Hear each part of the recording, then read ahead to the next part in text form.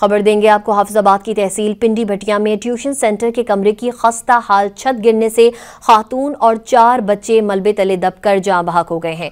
Rescue तर्जुमान के मुताबिक tuition centre में बच्चे पढ़ रहे थे। इस दौरान खस्ता हाल कमरे की छत बच्चों के ऊपर आ गिरी।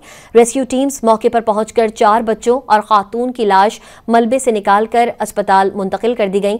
रेस्क्यू तर्जुमान के मुताबिक जाँ बहक में 9 साला अब्दुल रहमान, 5 साला उमर, 4 साला रोहान, 8 साला रेहान और 60 साला सरवर बीबी शामिल हैं।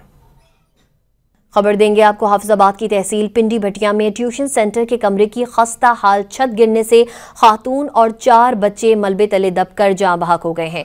रेस्क्यू तर्जुमान के मुताबिक ट्यूशन सेंटर में बच्चे पढ़ रहे थे। इस दौरान खस्ता हाल कमरे की छत बच्चों के ऊपर आ गिरी।